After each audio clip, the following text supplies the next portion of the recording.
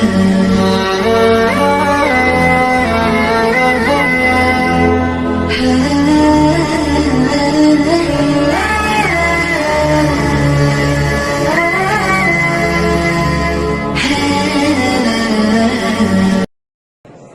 لله الأحد الصمد الذي لم يلد ولم يولد ولم يكن له كفوا أحد، والصلاة والسلام على أشرف الأنبياء وسيد الرسل.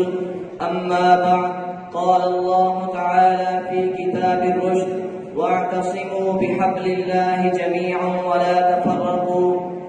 اس میں کیا شک ہے کہ محکم ہے یہ ابلیسی نظام، اس میں کیا شک ہے کہ محکم ہے یہ ابلیسی نظام.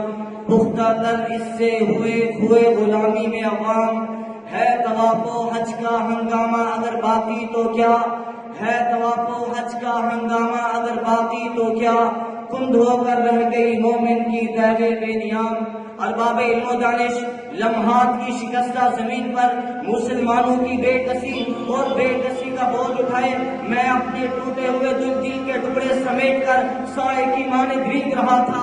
میرے تصورات کی راہداری دور مستقبل کے بنجر ٹیلوں میں گم ہو گئی تو میں تھک کر اپنے شکستہ بدن کے سائے میں بیٹھ گیا.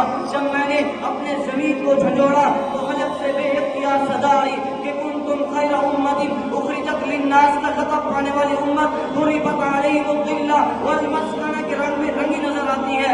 لقد خلقنا الانسان فی احسن تقویم سے ثم رددناہ اسفل سافلین کا درجہ اسفلیت اختیار کر لیا ہے.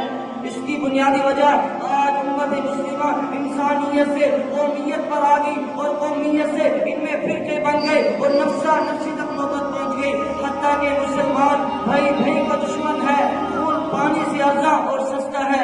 مختصر یہ کہ تھوڑی سی کسر بس باقی ہے دنیا کے جہنم بننے میں، تھوڑی سی کسر بس باقی ہے دنیا کے جہنم بننے میں. حالات گواہی دیتے ہیں، ماحول اشارہ کرتا ہے. محترم مکرم صدر مجلس، اساتذہ کرام اور امت مسلمہ کی اجگولے کابیناؤں کو سہارا دینے والے ہم مشن ساتھیوں، تعمیر مشکل ہوتی ہے اور تقریب آسان. گھر بنانے اور بسانے میں مدت لگ جاتی ہے لیکن گرانے اور اجاڑنے میں وقت نہیں لگتا. آئیے ان کاشتکاروں کا درد دل تو پوچھیے جو موسم سرما کی ٹھنڈک، موسم گرما کی شعلہ ریز دھوپ اور برسات کی رمجھم بارش کے دوران دن رات ایک کر کے کھیت بوتے ہیں، درخت لگاتے ہیں، لیکن سیلاب کی بلامور چند گھنٹوں میں ان سب کو روٹ ڈالتی ہے اور ساری محنت چند لمحوں میں تخت و تاراج ہو کر رہ جاتی ہے. قدرت کا یہ نظام جس طرح کائنات میں پھیلی ہوئی چیزوں اور انسانوں کے بارے میں ہے، اسی طرح قوموں، جماعتوں اور امتوں کے بارے میں بھی ہے. جیسے پرندے جن کے چن چن کر آشیانہ بناتے ہیں، ایسے اجتماعیت کو جوڑنے کے لیے ایک ایک فرد پر محنت کی جاتی ہے، تب جا کر یہ عظیم سرمایہ قائم ہوتا ہے. اب یہ سرمایہ جن لوگوں کے ہاتھ آتا ہے، اگر انہوں نے اپنے سلف کے راستے کو بھلا دیا، قربانی کے بجائے آسانی، اتحاد و یکجہتی کے بجائے اپنی رائے پر اصرار اور اپنے رفقا سے بے نیازی کا طریقہ اختیار کر لیا تو اللہ کی مدد اٹھ جاتی ہے. کیونکہ ناطق کے وحی کا فرمان ہے ید اللہ علی الجماعہ. بقول اقبال، فرد قائم رب ملت سے ہے تنہا کچھ نہیں، فرد قائم رب ملت سے ہے تنہا کچھ نہیں، موج ہے دریا میں اور بیرون دریا کچھ نہیں. حضرات کرام قدر، آج امت مسلمہ بھی اختلافات کے گہرے کنویں میں گری ہوئی نظر آتی ہے. بس زبان ناطق وحی من یعش من بعدی منکم فسیری اختلافا کثیرا الاصلاح. اس امت مسلمہ کے اختلاف کے چند اسباب جن کی وجہ سے آج امت مسلمہ بھی ابلیسی تلبیس کا شکار ہو گئی اور ان کا حل محترم بھائیوں میں آپ کے سامنے رکھنا چاہوں گا. نمبر 1، قرآن و حدیث سے دوری. اختلاف امت اور گمراہی کا سب سے بڑا سبب مسلمانوں کی قرآن و حدیث سے دوری ہے. اور جو سما گواہ ہے کہ جب مسلمانوں نے فَإِن تَنَازَعْتُمْ فِي شَيْءٍ فَرُدُّوهُ إِلَى اللَّهِ اور رسول کے حکم کو چھوڑ دیا تو باہمی اختلافات و گمراہی ان کا مقدر بن گئی. بازوان ناطق وحی ترکت فیکم امرین لن تضلوا ما تمسکتم بہما کتاب اللہ و سنت رسولی.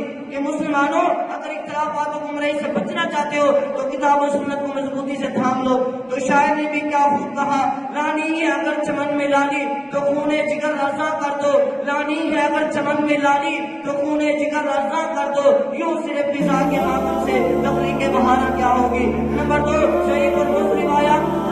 اسلام دشمن سازشوں نے مسلمانوں ناطق وحی کی طرف جھوٹی باتیں منسوخ کر دی، اور قریب شاہد ہے کہ مسلمانوں کے اختلافات کا منبع صحیح روایات نہیں۔ اسی لیے تو پیغمبر خدا نے فرمایا تھا من کذب علی متعمدا فلیتبوأ مقعدہ من النار۔ بقول اقبال، حقیقت کرامات میں کی ہوگی، یہ امت روایات میں ہوگی۔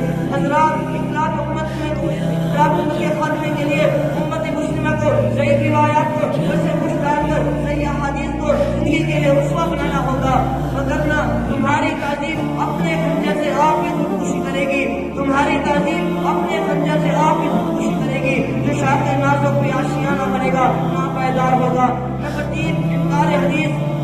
حاضرین مجلس، امت میں افراط و تفریط کا یہ عالم ہے کہ ایک طرف تو صحیح روایات کو دین سمجھا جا رہا ہے، تو دوسری طرف صحیح حدیث سے انکار کیا جا رہا ہے، جس کی وجہ سے دین حدیث کو ٹکڑے ٹکڑے کیا جا رہا ہے۔ عرش والے نے اپنے محبوب کو لِتُبَيِّنَ لِلنَّاسِ مَا نُزِّلَ إِلَيْهِمْ کا فریضہ سونپ کر زبان نبوت سے نکلنے والے ہر لفظ کو وَمَا يَنطِقُ عَنِ الْهَوَىٰ کا عظیم لباس بنا کر شریعت کی بنیاد بنا دیا۔ آج اگر امت اپنے پیغمبر کے اس فریضے کا انکار کرے گی تو اختلافات اس کا مقدر بنے گی۔ ارباب علم و دانش، آج اگر امت مسلمہ اختلاف و گمراہی سے نکلنا چاہتی ہے تو کتاب و سنت کو سینے سے لگا کر قرآن کو روشن کرنا پڑے گا، وگرنہ داستان تک نہ ہوگی۔ تمہاری داستانوں میں آخر میں لڑنے سے یہی فکر کرنا چاہوں گا، من پہ افریق ہے اس قوم کی نقصان بھی ہے، من پہ افریق ہے اس قوم کی نقصان بھی ہے، ایک ہی سفر بھی، دین بھی، ایمان بھی ہے، حرم بھی، اللہ کی قرآن بھی ہے۔ کچھ بڑی بات تھی ہوتے جو مسلمان بھی ہے، کچھ بڑی بات تھی ہوتے جو مسلمان بھی ہے۔